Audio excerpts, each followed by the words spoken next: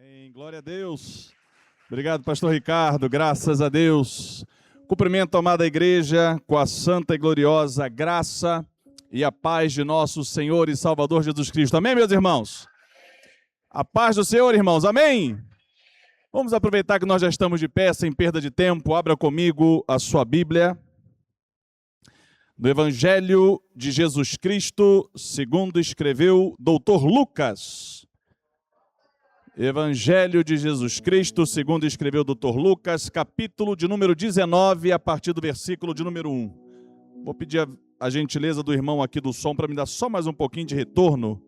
Só mais um pouquinho de retorno, um pouquinho mais de agudo também, por favor. Isso, obrigado. Só mais um pouquinho. Enquanto os irmãos estão abrindo Lucas 19, eu quero aqui glorificar a Deus pela oportunidade que é estar conhecendo mais essa pequena parte da única e imensa família daqueles que vão morar no céu. Amém, meus irmãos?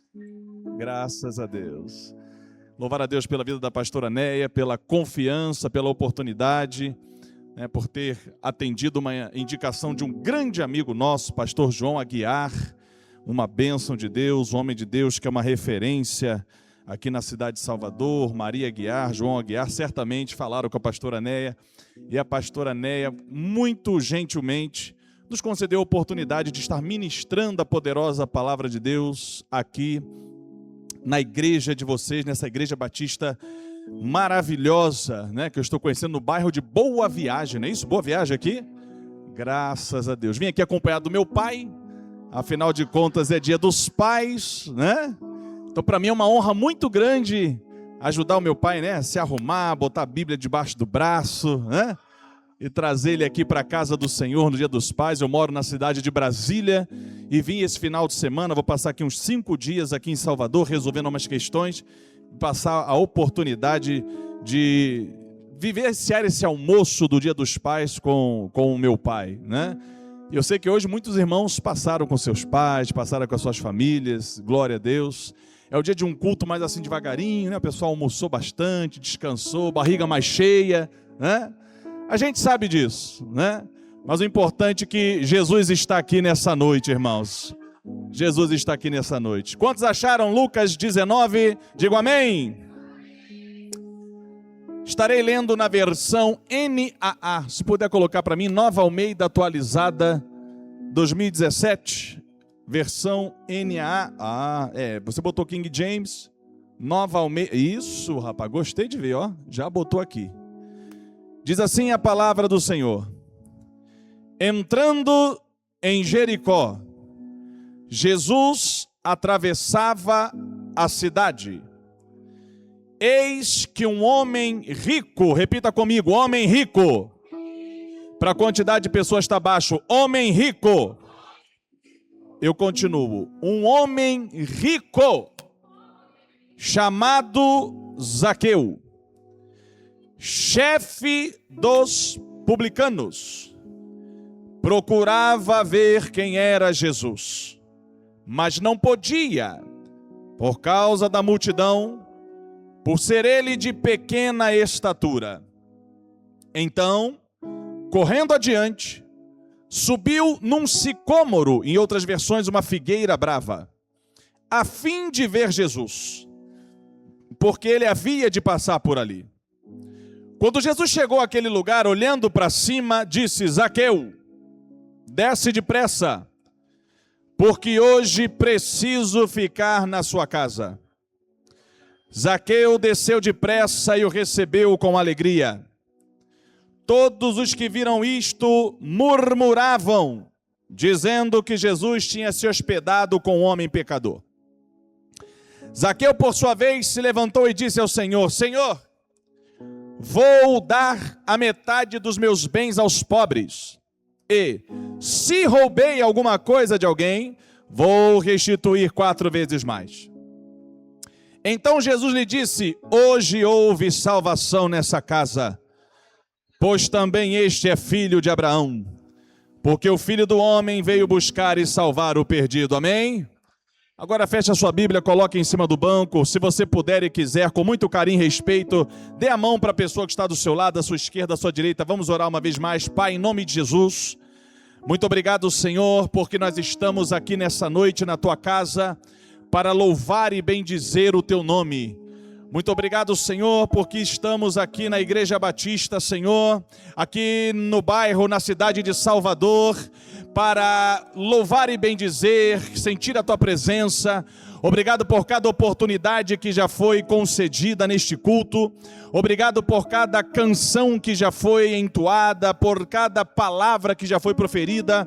Agora a Tua poderosa palavra será ministrada nesse lugar. A Tua palavra salva, a Tua palavra cura, a Tua palavra liberta. A Tua palavra é como um martelo que esmiuça a penha, não volta vazia sem fazer aquilo que lhe apraz. Manda-nos o poder da Tua palavra aqui nessa noite. Ela vai na divisão da alma e do espírito. Prepara esse ambiente com a Tua glória. Joga por terra toda barreira, todo impedimento, toda incredulidade, toda conversa paralela, toda frieza espiritual, todo incômodo na cadeira, toda preocupação com o horário, toda vontade de ir embora, toda mente divagante. Senhor, toda falta de atenção caia por terra agora em nome de Jesus. E que a partir de agora todas as mentes e corações estejam submissas a Teu Espírito. Fala aos nossos corações e nossas mentes nessa noite. Alimenta a Tua igreja, edifica a Tua igreja, abençoa a Tua igreja, impacta a Tua igreja. É o que nós Te pedimos e agradecemos. E só quem já sente a presença de Deus aplauda ao nome de Jesus. Pode se assentar nessa noite. Graças a Deus.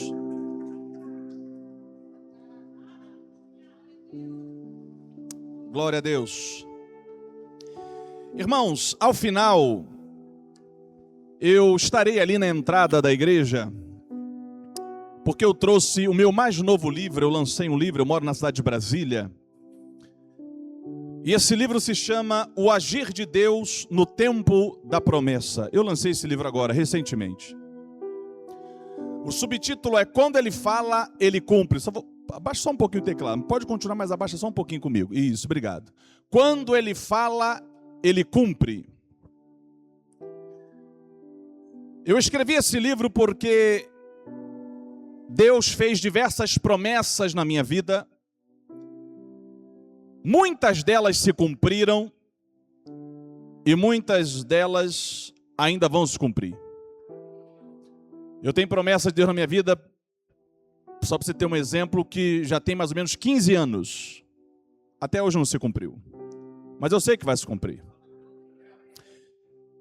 Só que eu percebi, pastora Neia, que muitas vezes nós como cristãos recebemos uma promessa de Deus e não entendemos quase nada de como Deus trabalha durante o tempo da promessa. Se você tem uma promessa de Deus, pastor, esse livro não é para mim porque eu não tenho promessa de Deus, então você não lê Bíblia. Porque quem lê a Bíblia tem promessa. Crê no Senhor Jesus Cristo e serás salvo, tu e tua casa, é uma promessa. O anjo do Senhor acampa-se ao redor dos que os temem e os livra, é uma promessa. Só um exemplo para você. Só que muitas vezes a gente, e eu sei que aqui é uma igreja batista que crê nos dons, uma igreja batista renovada, uma igreja batista que crê que Deus continua bradando na terra através da sua palavra, através do testemunho interior, através de palavra profética, de palavra de conhecimento, visões, revelações. Só que muitas vezes nós recebemos promessa de Deus e não entendemos algumas coisas. Por exemplo, você precisa entender que Deus, Ele é atemporal. Você precisa entender que para Deus não tem passado, não tem presente, não tem futuro. Você precisa entender isso. No dia 27 de outubro de 2025, eu estava na cidade de Brasília. E eu tinha pregado num grande congresso de jovens na cidade de Brasília. No dia 25 era sábado. Eu não sou bom de memória, mas como o congresso era dia 25 de outubro, na segunda-feira, 2 dias depois, eu estava indo para o aeroporto. O pastor líder dos jovens que me convidou estava dirigindo. Eu estava no banco da carona e o meu tecladista estava atrás. E um outro pregador do evento também estava. Eles estavam indo nos levar para o aeroporto, em Brasília, capital federal. Eu morava em Manaus. Morei em Manaus durante 7 anos da minha vida. E Deus tomou a boca do pregador no banco de trás e falou assim: hoje eu assino algo que leva o seu nome. Hoje era uma segunda-feira, dia 27 de outubro de 2025. Se eu fosse um imaturo na fé, um menino na fé, estivesse tomando leite, como Paulo fala, quando chegasse na terça-feira e até as 23 horas e 59 minutos não tivesse acontecido nada, eu ia dizer, foi a profetada. Não foi Deus. Aquele homem é da carne. Só que eu já sabia que Deus é atemporal. Você precisa entender que Deus não está submetido à cronosfera. Deus não tem linha do tempo. Deus não habita numa cronosfera. Ele está no tempo kairos, na kairosfera. E quando Deus fala, hoje eu assino algo que leva o seu nome, Ele está dizendo, aqui onde eu governo, aqui onde eu habito, aqui onde o tempo não me rege, eu estou liberando algo ao teu respeito, e queira Satanás ou não, se você permanecer na minha presença, vai se manifestar aqui na terra. Alguém está entendendo aí? Sabe o que aconteceu? Em março de 2026, ou seja, esse ano, olha que ele falou em 27 de outubro, não, 25. Hoje eu assino algo que leva o seu nome. Em março de 2026, foi publicado no Diário Oficial de Brasília a minha convocação para atuar no Superior Tribunal Militar, lá em Brasília. E Deus falava em outubro de 2025, hoje eu assino algo que leva seu nome. E hoje eu estou morando na cidade de Brasília. Quando eu estava aqui ano passado, eu fui pregar na igreja Pão, Peixe e Brasa, na igreja do querido amigo João Aguiar, conhecido da pastora Néia, do pastor Ricardo. E pastora Néia era culto de ceia. E eu peguei a ceia e fui ajudar a servir a ceia. Eu estava lá na frente, Maria Aguiar, missionária. Terminou o culto, chegou para mim e falou, você não vai ficar muito tempo em Manaus. A todo momento que você estava com a bandeja na sua mão, eu vi a palavra Brasília. Irmão, numa ótica humana, aquilo que aquela mulher estava falando não tinha nenhum sentido. Eu não sou peixe de ninguém. Aqui vocês falam peixe. Peixe é chegado, é queridinho. Eu não era peixe de ninguém em Brasília, eu não tinha nenhum contato em Brasília, eu não tinha a mínima chance de ir para Brasília, não tinha nenhuma previsão, mas ela dizia, Deus vai te levar para Brasília. Eu estou vendo a palavra Brasília. Você não vai ficar muito tempo em Manaus. Então você precisa entender isso. Deus é atemporal. Você precisa entender que Deus é o único ser do universo. Já vou começar a pregar. Está vendo isso aqui? Isso aqui é um óculos que eu uso. Você lembra, a minha avó tinha uns óculos que tinha uma lente colada aqui na frente.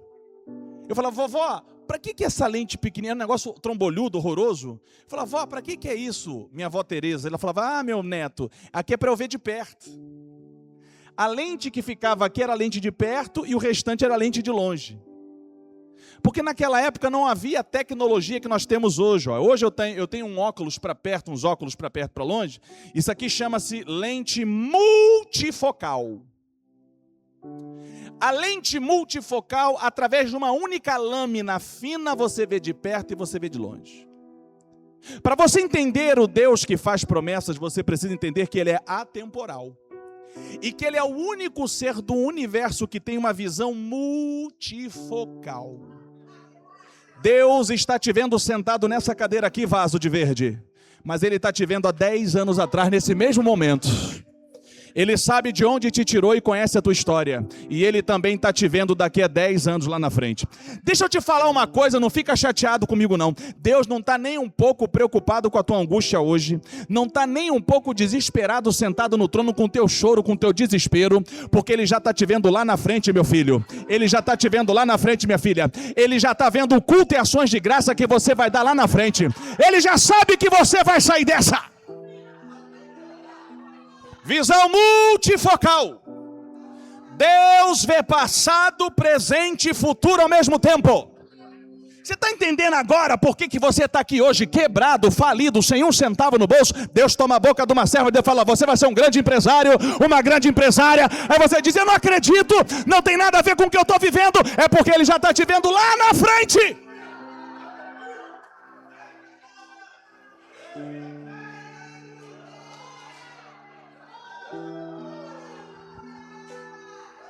Tudo isso eu explico aqui no livro, calma. É como se a sua vida fosse um filme. A nossa vida é um filme.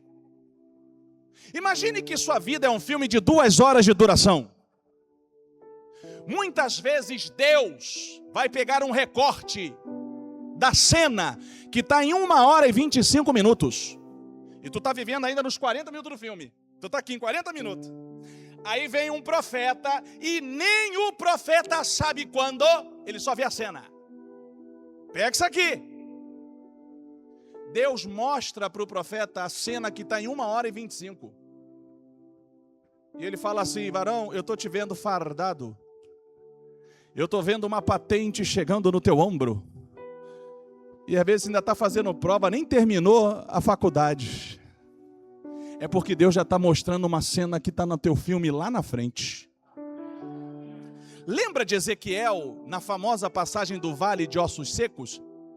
Quando Ezequiel é transportado para aquela cairosfera, ele sai da cronosfera, da realidade da segunda, terça, quarta, quinta, sexta, sábado, domingo, e Deus transporta ele numa revelação. E ele caminha pelo vale de ossos secos, e ele profetiza, e aquele vale representava o povo que estava com a esperança sequíssima do cativeiro. Eles estavam desanimadíssimos diante da luta que estavam vivendo, era um cativeiro que ia durar 70 anos. Aí Deus pega Ezequiel, vem cá que eu vou te mostrar uma cena lá da frente. Podem esses ossos secos tornar a viver? Senhor, só tu sabes. Profetiza sobre eles. E diz a Bíblia que quando ele profetizou, os ossos se juntaram, pastora Neia. Vieram a carne, vieram a pele, e eles voltaram a ter vida. Representava a restauração da nação de Israel. Só que quando Ezequiel sai daquele transe, daquela experiência sobrenatural, e volta para o mundo do dia a dia, o cativeiro ainda existia. A luta ainda existia. Só que Deus já tinha mostrado para ele a cena lá da frente.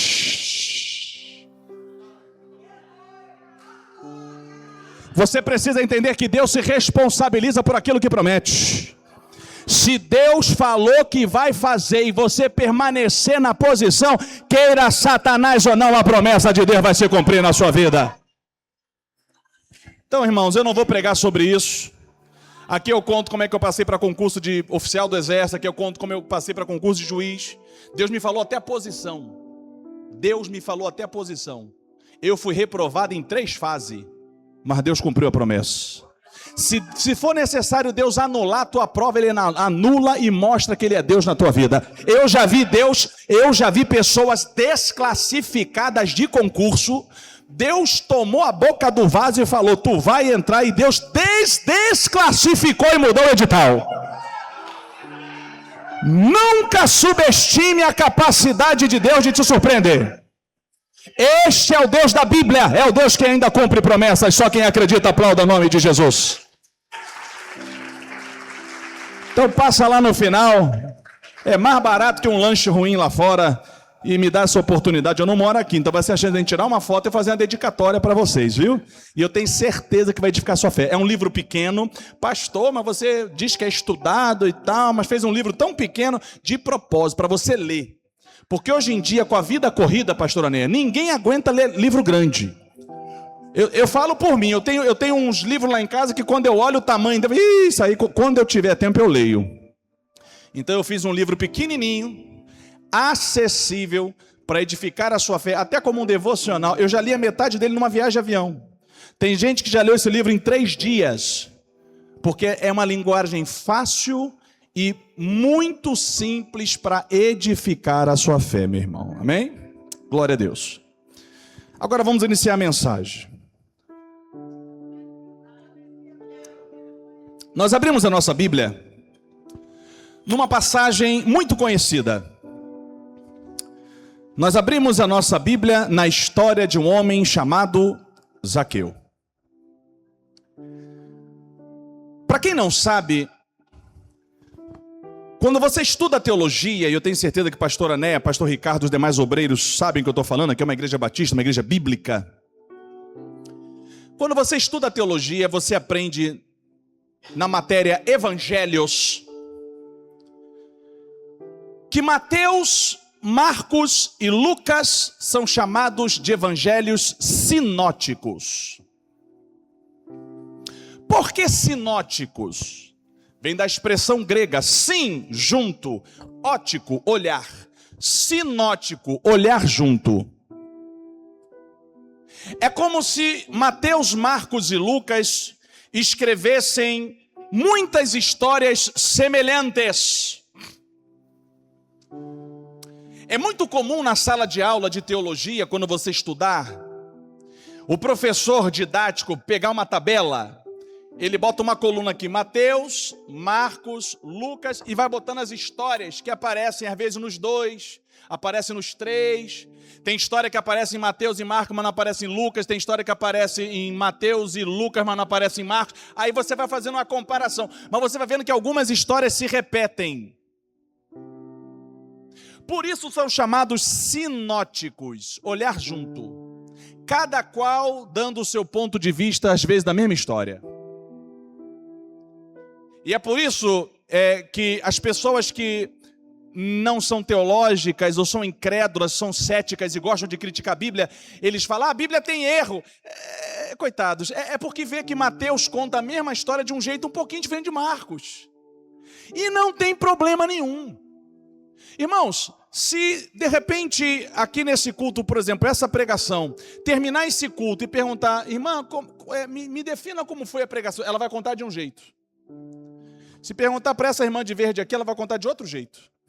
E o varão de branco aqui vai contar de outro jeito. Mas todo mundo viu a mesma pregação, a mesma história. Só que cada um vai destacar aquilo que lhe chamou a atenção. Assim é nos evangelhos sinóticos. Não tem erro na Bíblia.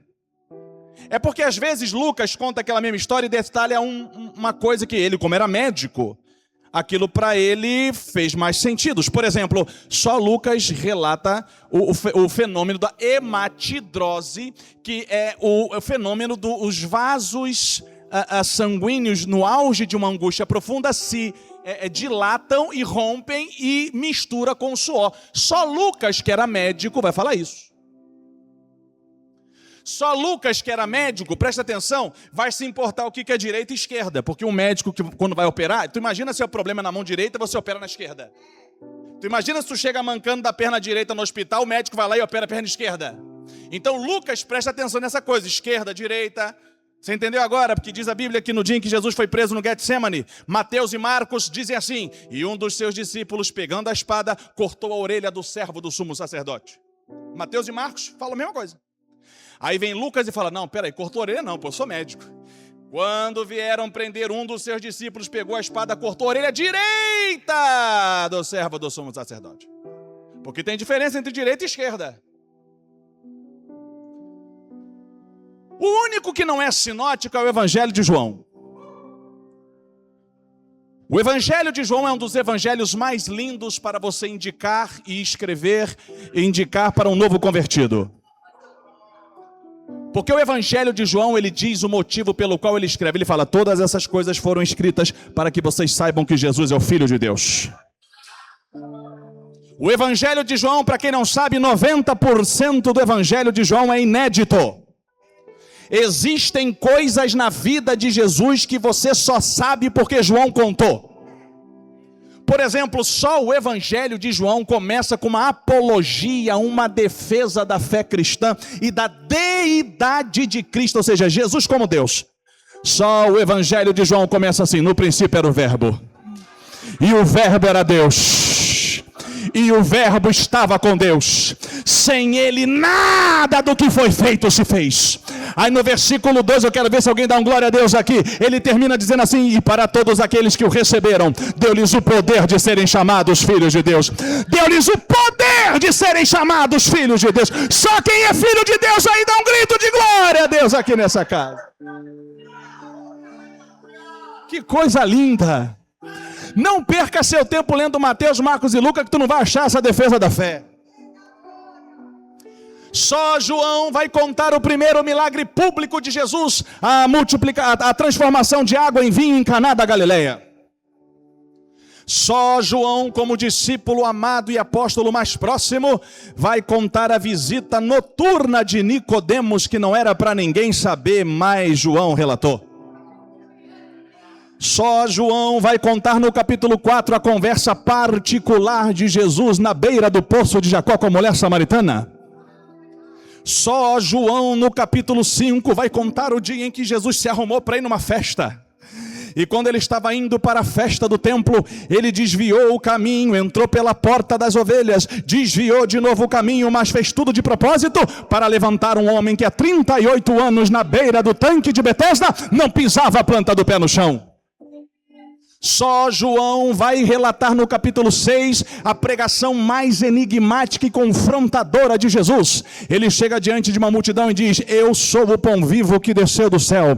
Quem não comer da minha carne e não tomar do meu sangue, não tem aliança e não tem vida eterna.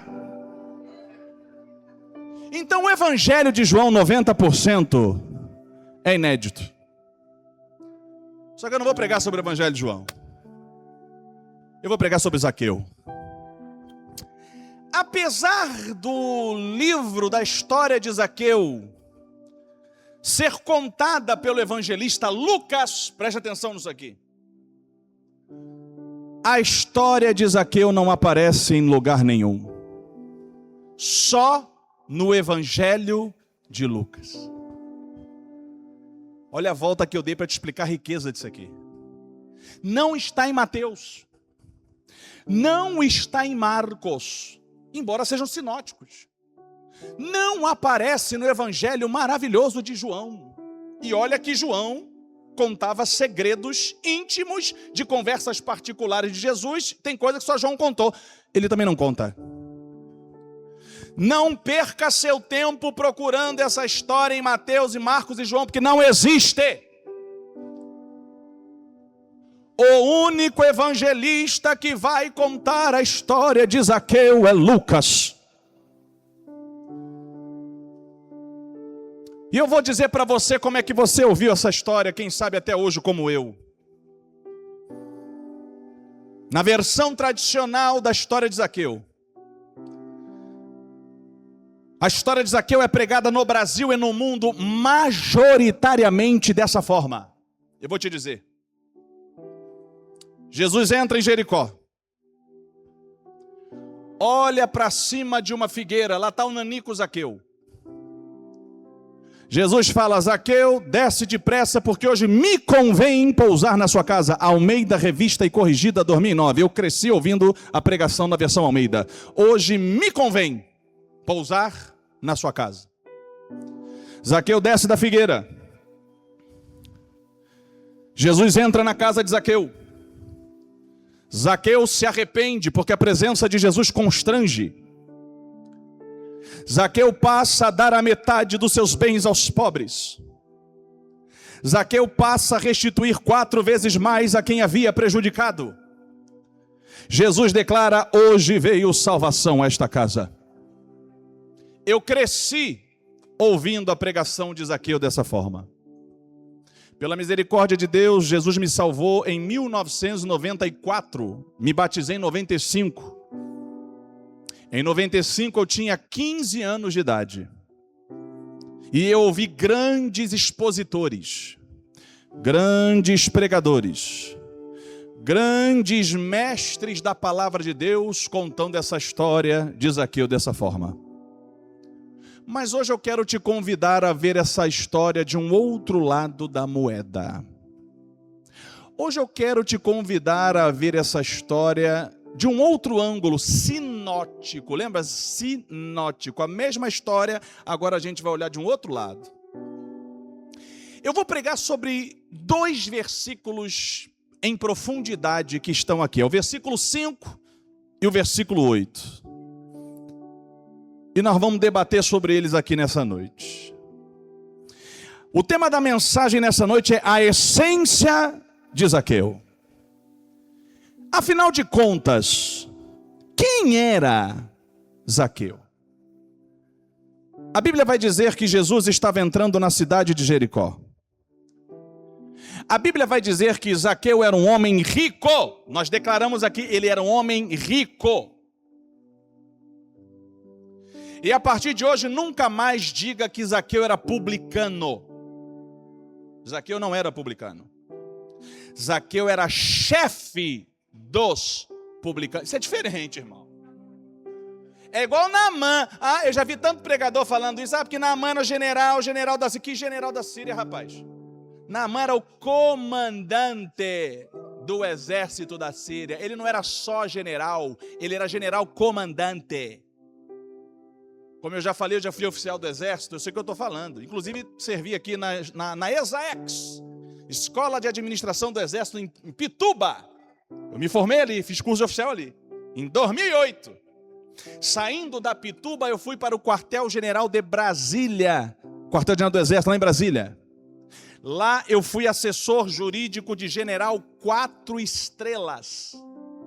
Para quem não sabe, no Exército Brasileiro existem generais de 3 tipos de estrela no ombro. 2 estrelas, general de brigada. 3 estrelas, general de divisão. 4 estrelas, general de exército.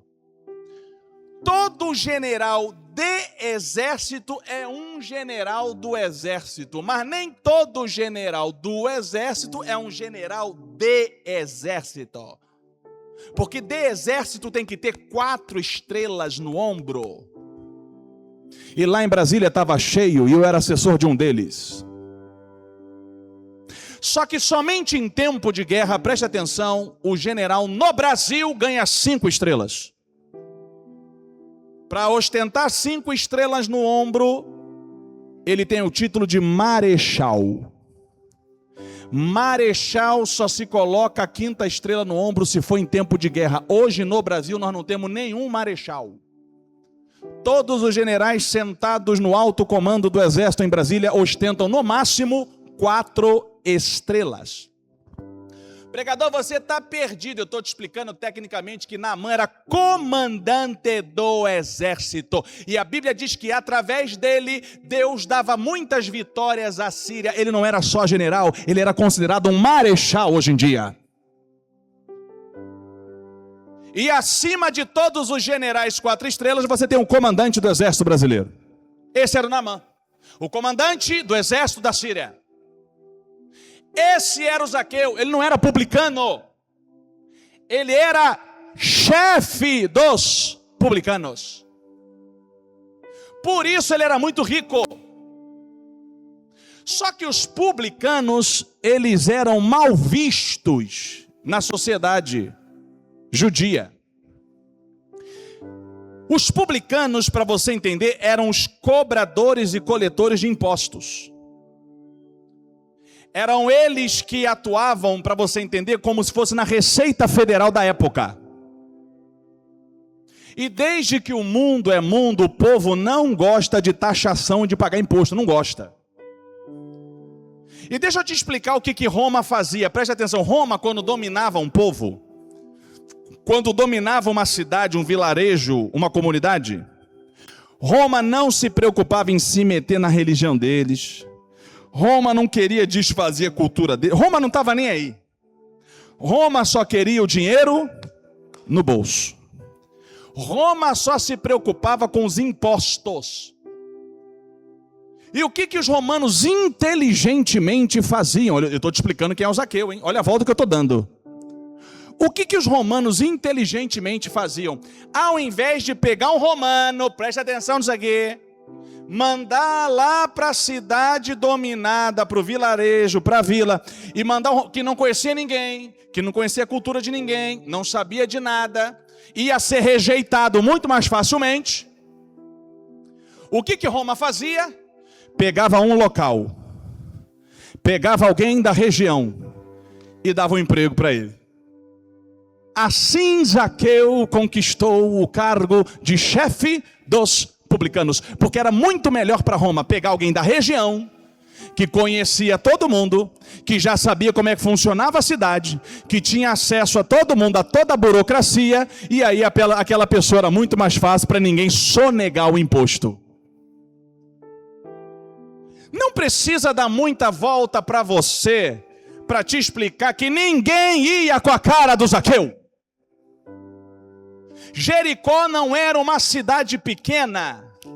Jericó era uma cidade de passagem e já era uma cidade muito próxima para quem estava chegando em Jerusalém.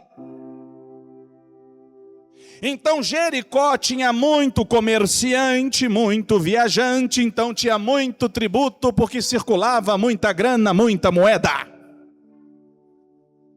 Jericó já era uma das cidades mais bem estruturadas para quem estava indo para Jerusalém. Para quem não sabe, Lucas lá na frente, em Lucas 19, deixa eu ver se eu anotei, 28, joga na tela para mim, Lucas 19, 28. É lá na frente, nós abrimos Lucas capítulo 19, lá no versículo 28, ó. E depois de dizer isso, Jesus prosseguia a sua viagem para Jerusalém. Então pegou a chave aqui, volta para cá. Jesus estava passando em Jericó, porque estava indo para... pegou. É bom para Igreja Batista, é bom para Igreja Bíblia. Eu gosto de pregar na Igreja Batista. Jesus estava indo para Jerusalém. E para quem não sabe, essa era a última vez que Jesus passaria ali. Porque agora ele está indo para Jerusalém, para a entrada triunfal no domingo de Ramos. E se você conhece a Bíblia, sabe que este seria o último domingo que Jesus passaria nesse corpo carnal. No domingo de Ramos, Jesus vai ser exaltado, hosana, glória a Deus nas alturas, paz na terra aos homens por ele amado. Jesus vai entrar na entrada triunfal pela porta oriental, mas sexta-feira aquele povo vai gritar crucifica e que o sangue dele caia sobre a nossa cabeça. Era a última viagem de Jesus para Jerusalém. E quando Jesus está passando pela última vez em Jericó, ele olha para uma figueira e olha para cima. Existe uma beleza poética. Zaqueu está em cima da figueira. E Lucas explica um detalhe do biotipo. Lucas é médico, presta atenção, falou que o cara era nanico, baixinho. Biotipo corporal pequeno. Um homem que estava sempre acostumado a olhar de baixo para cima, quando conversava com alguém. Lucas está dizendo, aquele que olhava sempre de baixo para cima, agora está olhando de cima para baixo. Olha isso aqui. Porque o nanico agora está em cima. E aquele que está passando embaixo, quando está na cairosfera, quando está no seu estado glorificado, porque ele não é daqui, dessa terra. Ele está agora temporariamente, por 33 anos, num corpo carnal, porque veio cumprir uma missão de sacrifício pela minha e sua vida, mas ele não vive nesse corpo aqui.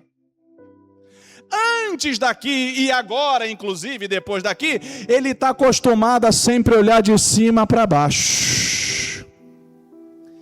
Aliás, para que ele vai olhar para cima, lá em cima, se não existe nada e ninguém acima dele? Mas vejam a inversão poética.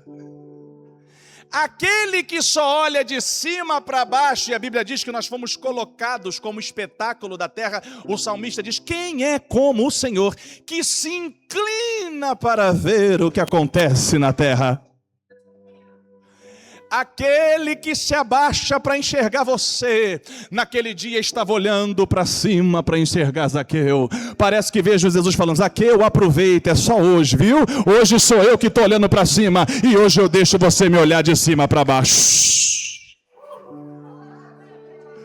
É uma inversão.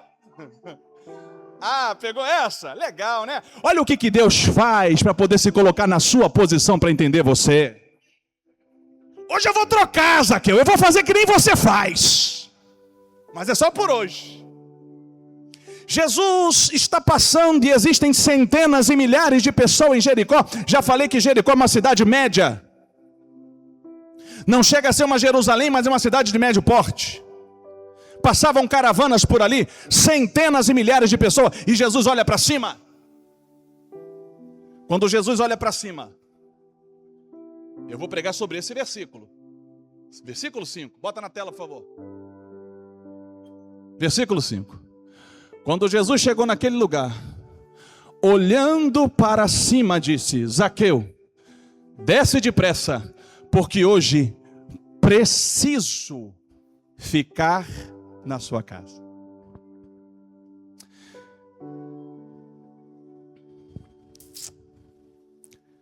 Na versão Almeida, revista e corrigida, na Almeida desde 1969, na Almeida corrigida e fiel, se você tiver na sua mão, vai dizer: Zaqueu, me convém pousar na sua casa. O verbo preciso está na Nova Almeida atualizada, na King James atualizada e na NVI 2023. Na NVI 2011, alguém vai dizer: quero ficar na tua casa. Preste atenção nisso aqui. Vamos supor que eu chegue assim: Pastor Ricardo, eu gostaria de almoçar hoje na sua casa. Tem uma conotação cultural. Agora imagina que eu falo assim, ó: Pastor Ricardo, eu preciso almoçar hoje na sua casa. Já mudou o sentido. Irmãos, eu preciso ir ao banheiro. É uma necessidade. Pastor, como é que resolve isso? Você está pregando contra as versões? Não, não estou não, calma. Eu cresci ouvindo me convém. Não, me convém é uma conveniência. Ah, eu gostaria, me convém, eu quero. Agora, eu preciso. Você só resolve isso, preste atenção que eu estou começando a pregar, indo para o original grego koiné. Lucas é grego, não dei essa informação para você. De todos os escritores sagrados, o único que não é judeu é Lucas. Lucas é grego. E um grego está escrevendo no original grego. Ô irmão, um grego escrevendo em grego é muito mais técnico do que um judeu escrevendo em grego. Por exemplo, eu sei escrever alguma coisa em italiano, eu estudei italiano, mas você pega um italiano nato e escrevendo em italiano, ele vai saber exatamente a densidade de cada palavra, muito melhor do que eu. Você sabe qual é o verbo que Lucas usa? Pode pesquisar na sua casa, se você quiser, Bíblia interlinear. O pregador tem que dizer de onde é que ele tira a fonte. Não tira da minha cabeça, não. Ó, eu vou te dar uma outra dica. NEP Search, N-E-P-E, NEP Search. Bota no Google, vai te jogar para o site de graça. Você pega a Bíblia interlinear e vai pegar os versículos no original, grego e hebraico. NEPE, NEP Search. Se você for no NEP Search, presta atenção nisso aqui. O verbo é dei. No grego. Dei significa é necessário. É uma necessidade. Eu estou dando toda essa volta para dizer para você que naquele dia em Jericó, Jesus olhou para cima e traduziram me convém. Traduziram eu quero. Depois adaptaram para eu preciso. Mas no original grego koiné que Lucas escreveu, ele diz: Zaqueu, é necessário que eu vá na sua casa. Hoje eu necessito ir na sua casa.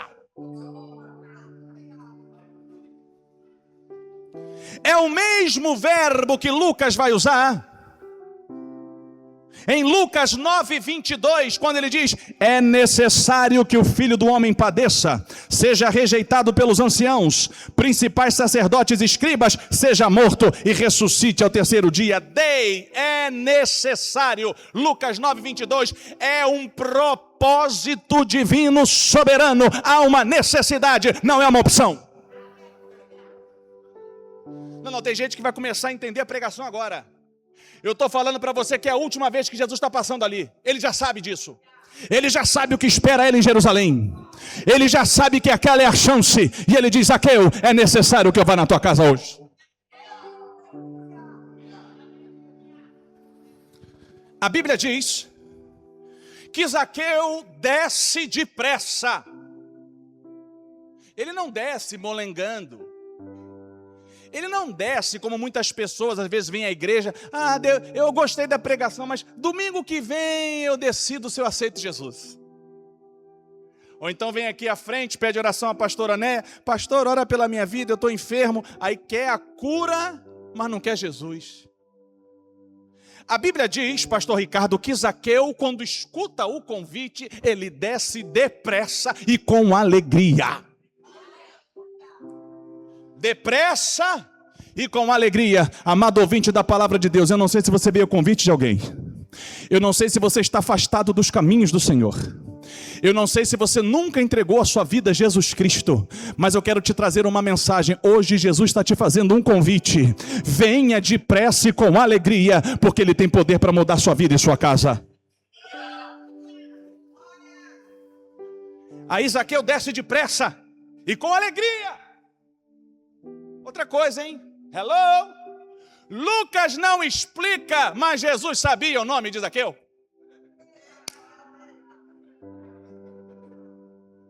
Lucas não explica, mas no meio de uma cidade de milhares de pessoas, um monte de gente se empurrando, centenas de casas ao redor, Jesus olha e fala: Zaqueu, eu necessito ir na tua casa hoje. Não, tem gente que ainda não entendeu. Eu vou tentar pregar para você entender.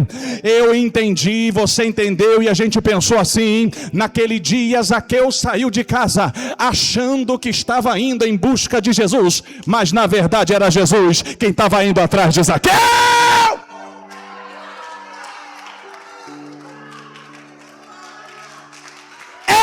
Necessito ir na sua casa, eu conheço o teu nome.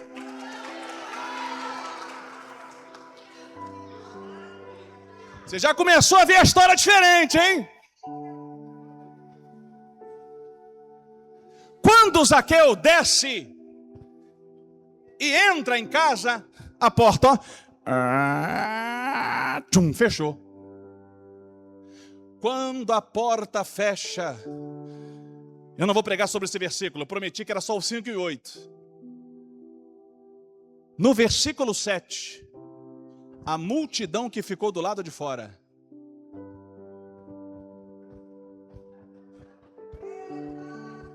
começou com dor de cotovelo e a dar com a língua nos dentes. E esse Jesus aí, ó, tá com nada. Se conhecesse aquela praga ali,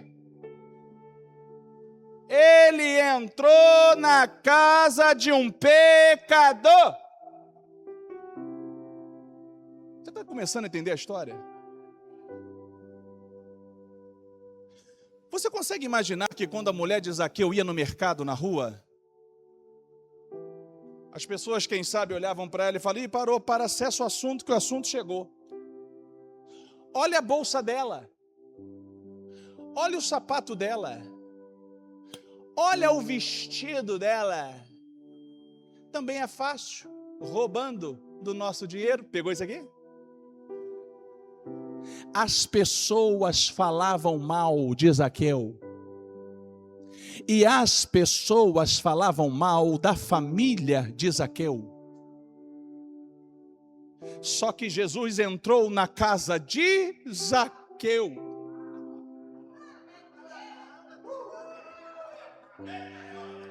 Eu não sei o que falaram de você. Eu não sei o que tentaram diminuir você. Eu não sei quem é você na boca de quem tem língua que bate. Eu não sei quem é você na boca daqueles que não te suportam pelo simples fato de você ser quem você é. Mas eu vim aqui da parte de Deus para te dizer: nada disso te impede de Jesus entrar na tua casa. Jesus entra na casa daqueles que lá fora a multidão está falando mal. E aqui existe uma beleza poética linda, hein, que a gente não presta atenção. Porque Lucas está dizendo, quando Jesus entra na casa, a multidão começou a falar, começaram a bater. Pá, chicotear. Descendo o malho. Aí no versículo 8, e eu termino agora a pregação. Zaqueu se levantou. Você entendeu a beleza poética, não? Enquanto estão metendo sarrafo lá fora. Zaqueu se levanta.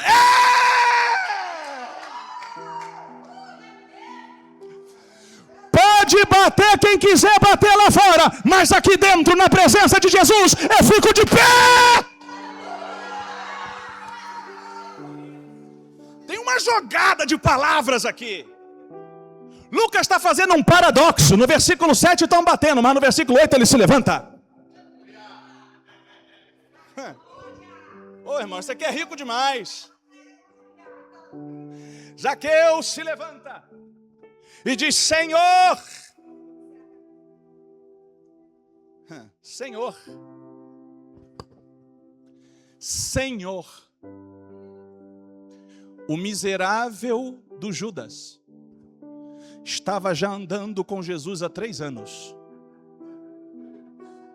Ainda chamava Jesus de mestre.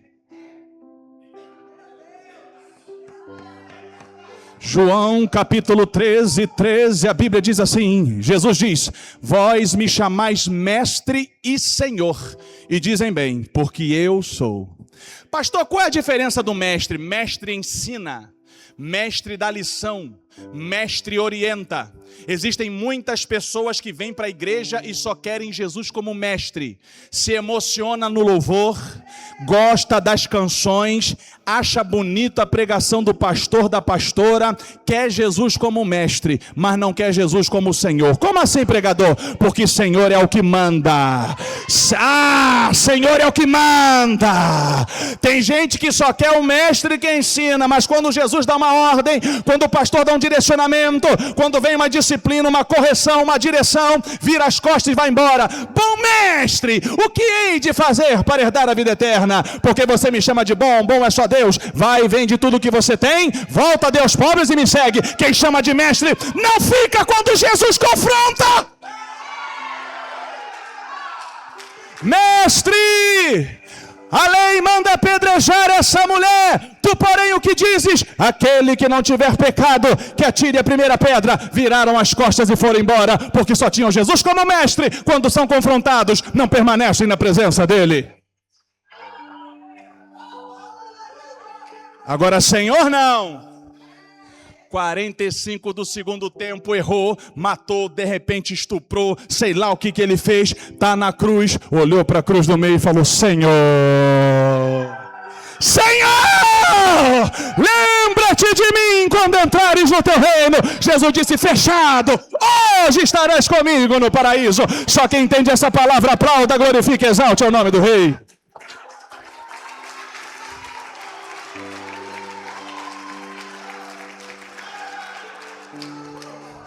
Pegou a diferença do mestre, Senhor? O Zaqueu não chamou Jesus de mestre. Jesus está 1 minuto na casa dele. Senhor, eu sei que tu não é apenas mestre. Eu sei que tu és Senhor. Eu preciso pregar sobre esse versículo, porque esse versículo é a virada de chave. Ele diz, Senhor, vou dar a metade dos meus bens. Versão Almeida, atualizada, 2017. E se roubei, vou restituir 4 vezes mais. Qual que é o nome da irmã? Adriana. Adriana, vou dar a metade. Tá em que tempo verbal? Passado, presente ou futuro? Futuro. Quem vai dar? Qual que é o seu nome? A irmã loira do lado do esposo. Qual que é o seu nome? Você. Maria. Maria, quem vai dar? Já está dando? Ou não? Ainda vai dar. É assim que nós aprendemos, né? E se eu roubei, vou restituir.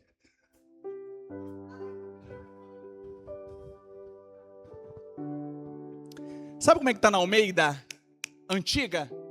1848. Vamos aprofundar aqui. Quem não gosta de Bíblia vai passar mal com a pregação. Não gosta de Bíblia. Senhor, eis aqui a metade dos meus bens. Eu dou aos pobres. Mudou. Ó, 1848, a primeira versão Almeida do Brasil. Eu dou aos pobres. Não é vou dar, eu dou. Almeida, revista e corrigida, 1969. Senhor, eis que eu dou aos pobres metade do meu bem. Almeida, revista e atualizada, 1993. Senhor, resolvo dar aos pobres metade dos meus bens. Almeida, revista e corrigida, 2009. Senhor, eis que eu dou aos pobres metade dos meus bens.